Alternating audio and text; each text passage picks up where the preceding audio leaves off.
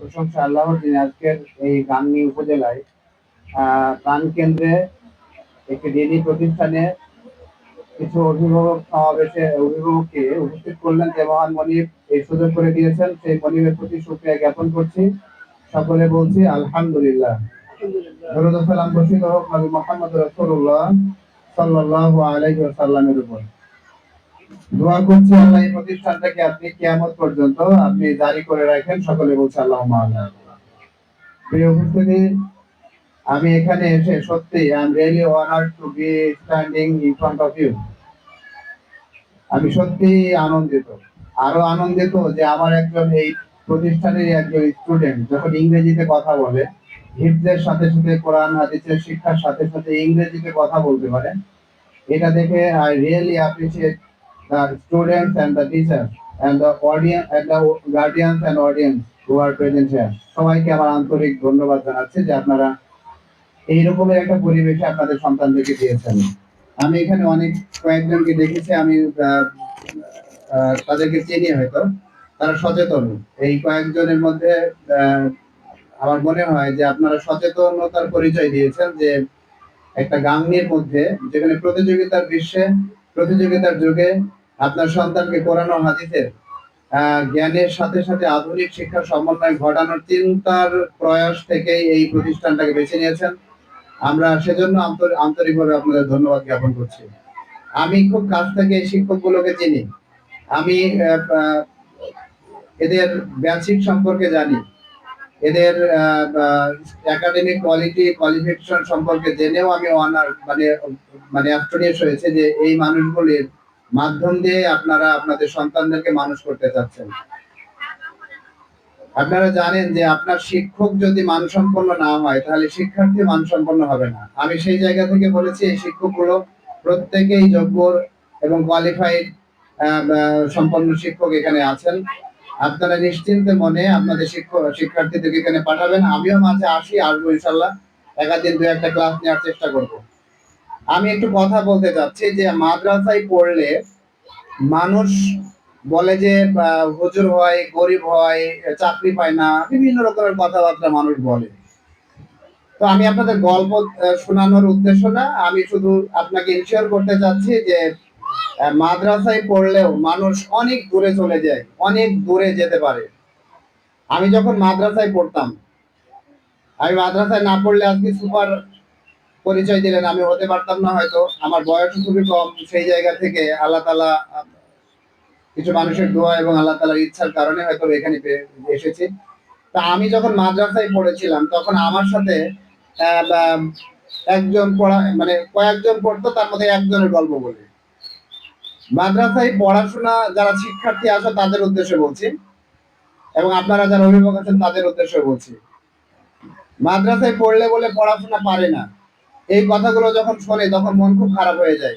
কিন্তু এই যে বাচ্চাটা ইংরেজি বললো, এরকমের ইংরেজি বলার বাচ্চা আপনাদের সামনে কয়জন প্রতিষ্ঠান থেকে নিয়ে আসতে পারবেন যে ওরা বাংলা মানে ইংরেজি বলতে পারে? আমি একটা ক্লাসে ঢুকেছিলাম, 9-এ বললাম যে তোমরা তো 9-এ পড়ো, তোমরা 9টা সেন্টেন্স বলবা। তো who is the first one, কে বলতে পারো প্রথমে? Who is the first boy in your class? First boy, second boy, third boy, সবাইকে বললাম। তো 9টা বাদ দাও, তোমরা 3টা 4টা যেগুলো পারো সেগুলো বলো। তো নিজের পরিচয়টা, নাম বলছিলেন, নিজের পরিচয়টাও ঠিক মতন বলতে পারেনি, 9ম শ্রেণীতে পড়ে। তো সেই জায়গা থেকে জেনারেল একটা স্কুল, সেই জায়গা থেকে হেলথের একটা ছাত্র বা এই মাদ্রাসার একজন শিক্ষার্থী, একজন না মনে আরো কিছু মানুষ আছে, তাদেরকে উপস্থিত করতে পারেনি। তো এই যে ইংরেজিতে বক্তব্য দিল, এইটা আমাদের আসলেই একটা আনন্দ এবং গর্বের ব্যাপার। সুতরাং আপনারা যে এখানে এসেছেন, আপনাদের চয়েসটা আলহামদুলিল্লাহ ভালো আছে। আপনারা নিজেরা আপনার এই প্রতিষ্ঠান থেকে যখন আলোচনা করছিলেন, ভাইয়েরা সমালোচনা করছিলেন, তো একটু কথা বলবেন না? সমালোচনা করতে হলে প্রথমে আমি জানতাম না, আমাদের টিচার ট্রেনিং এ আমাদেরকে বললো যে ওই স্যারের ক্লাসে যাবেন, যাওয়ার পর ওই ক্লাসটা কেমন হয় আপনি ওই ক্লাসের ফিডব্যাক বলবেন, মানে আলোচনা, মানে ওর খারাপগুলো বলবেন, ভালোগুলো থাকলে সেগুলো বলতে পারেন। কিন্তু আমি তো প্রথম যখন আমি যাই তখন হেড শিক্ষকরা সব পিছনে বসেছিল, সহকারী শিক্ষকরা ক্লাস নিচ্ছিল। ওখানে অফিসার এসে বললো যে আপনি ওই ক্লাসটা কেমন দেখলেন। তা আমার 4-5 জন হেড শিক্ষকের মধ্যে আমাকে বললো এই কল তুমি বলো। তা বললাম যে আমি পারবো না বলতে, আমি আমি এই অভিজ্ঞতা নাই। তো বলছে না, তোমাকে বলতে হবে।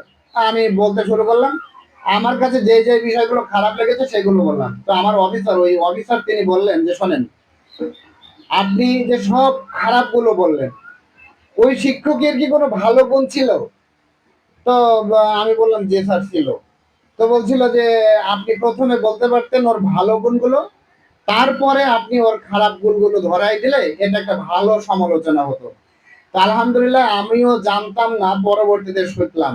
এখানে যারা শিক্ষক মন্ডলী আছেন তারা অক্লান্ত পরিশ্রম করছেন, তারা তাদের মেধা এখানে দিচ্ছেন আপনাদের সন্তানকে তৈরি করার জন্য, চেষ্টা করছেন। এই সবগুলো বলার পরে আপনারা বা আমাদের বলা দরকার এরকমই মনে হয় যে আমরা আসলে এই হেলথ বিভাগটা ছেলে এবং মেয়েদের আলাদা করলে ভালো হয়।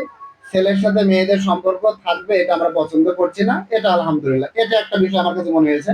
আরেকটা বিষয় মনে হয়েছে যে আপনারা ওই যে বিভিন্ন ধরনের ওই যে ওয়াশরুমের ব্যবসা বাচ্চাকে বললেন, মোবাইলের ব্যাপারটুকু বললেন, ঠিক আছে, সবগুলোই ভালো লেগেছে। তবে আলহামদুলিল্লাহ এই প্রতিষ্ঠানের শিক্ষকরা যথেষ্ট আন্তরিক, এই কথাগুলো বললে ওদের মনে একটু ভালো লাগবে। তবে ওরা কিছু মনে করেনি হয়তো, কিন্তু আমার কাছে যেটা মনে হয়েছে যে সমালোচনা করতে গেলে কিছু আলোচনা, ভালো কিছু বলার পরে সমালোচনা করা দরকার।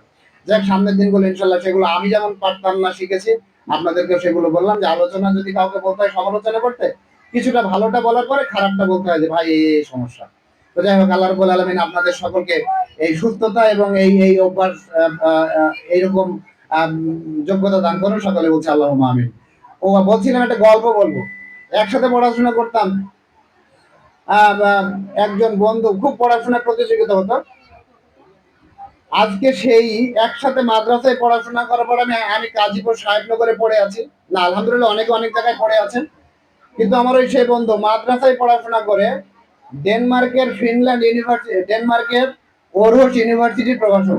মাদ্রাসায় পড়াশোনা করে ডেনমার্কের ওরহস ইউনিভার্সিটির প্রভাষক হয়েছেন আপনার এই মাদ্রাসায় পড়াশোনা করে, যেটা জেনারেলের ছাত্ররা অতদূর যাওয়ার কল্পনা করতে কয়জন পারে, প্রিয় হাজির।